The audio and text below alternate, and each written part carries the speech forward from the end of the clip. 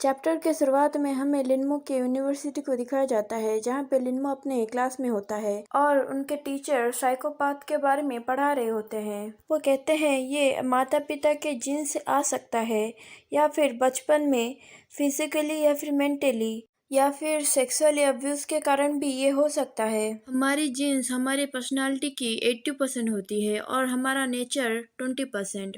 और James fallen के पास criminal jeans होने के बावजूद भी वो क्रिमिनल नहीं बने और उन्होंने अपने मदर के नेचर को चुना। और तभी बेल बजता है, सारे बच्चे बाहर जाने लगते हैं। टीचर लिनमो को बुलाते हैं। टीचर कहते हैं मैंने सुना है तुमने थेरेपी लेना बंद कर दिया है, क्यों? लिनमो कहता है मुझे ये अब और नहीं चाहिए। टीचर कहते हैं अब नॉर्मल पर्सनालिटी को ठीक किया जा सकता है। तुम मेरे लिए किसी भी एक्सपेरिमेंट से ज़्यादा इम्पोर्टेंट हो, तो मुझे नहीं लगता कि तुम्हें इस तरह से गिव अप करना चाहिए। लिनमो कहता है वो मेडिसिन मुझे बहुत ज़्यादा अनकंफर्टेबल फील कराता है। मैं धीरे धीरे सोचना शुरू करता हूँ और फिर ठीक हो जाता हूँ, और मुझे सेक्सुअल प्रॉब्लम भी होते हैं और मैं हर वक्त जागते रहना चाहता हूँ। लिनमो के टीचर कहते हैं क्या हुआ, क्या वो लोग फिर से तुम्हें परेशान करने आ गए हैं? और तुम आगे क्या करने वाले हो? क्या तुम्हें मेरी मदद की ज़रूरत है?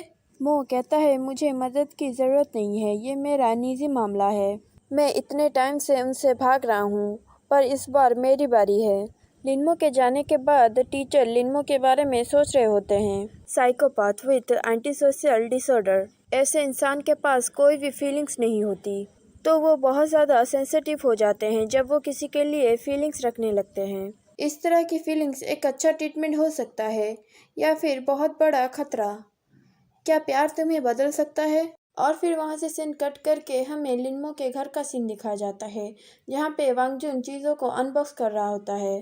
लिनमो पानी पोर कर रहा होता है। वांगजुन कहता है हम मेरे घर में रहने के लिए मान गए थे, फिर भी मैं यहाँ चला आया। ये कहते हुए वांगजुन अपने मन में सोचता है ये घर कितना लग्जरियस है। मैं इतने साल से पुलिस की नौकरी कर रहा हूँ, फिर भी मैं एक पुअर क्वार्टर में रहता हूँ। लाइफ कितनी अनफेयर है। और फिर लिनमो वांगजुन के चेहरे पे पानी का ग्लास लगाते हुए कहता है तुम्हें अब क्वार्टर में रहने की ज़रूरत नहीं है। इस घर को मेरी मॉम ने मेरे लिए छोड़ा था, पर उनके जाने के बाद यहाँ पे आने से मैं डरने लगा। पर मैं खुश हूँ कि तुम मेरे साथ यहाँ पे आने के लिए राजी हो गए। वांगजुन अपने मन में सोचता है कितना वक्त हो गया, फिर भी वो उस हादसे से बाहर नहीं आ पाया। वांगजुन कहता है क्या कल तुम्हारी क्लास है?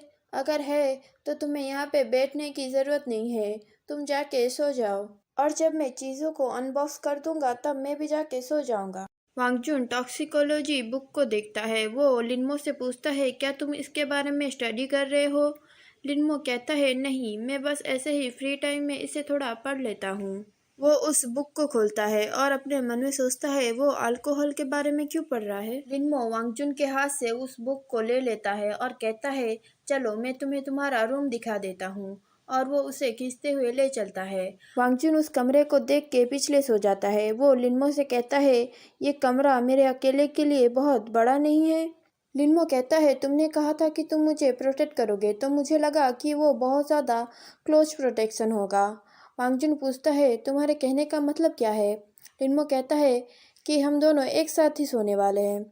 वांगजुन कहता है क्या एक साथ सोने वाले हैं? और फिर हमें थोड़ी देर के बाद का सीन दिखाया जाता है, जहाँ पे वांगजुन अपने मन में सोच रहा होता है क्या हम दोनों सच में एक साथ सोने वाले हैं? हालांकि हम दोनों लड़के हैं, पर हम पहले वो कर चुके हैं। ये कितना एम्बैरेसिंग है। लिनमो फाइल्स को साइड में रखते हुए कहता है क्या तुम सोने वाले हो? क्या मैं लाइट बंद कर दूं? वांगजुन कहता है मैं सोच रहा हूँ कि मैं कहीं और सो जाऊँ। वैसे भी ये घर बहुत बड़ा है और इस घर में बहुत सारे कमरे हैं। लिनमो कहता है तुम्हें यह सब कुछ मेरे वजह से करने की ज़रूरत नहीं है, और ना ही तुम्हें मुझे प्रोटेक्ट करने की ज़रूरत है। वांगजुन थोड़ी देर के लिए सोचता है और फिर जंप लगा के बिस्तर के अंदर घुस जाता है और कहता है सो जाओ, गुड नाइट। और फिर लिनमो स्माइल करता है और वो भी सो जाता है। और फिर रात में उसे बहुत ज़्यादा बुरे सपने आ रहे होते हैं। वो कहता है नहीं, मुझे दर्द हो रहा है, और वो नींद में अपने लिप्स को बाइट कर लेता है।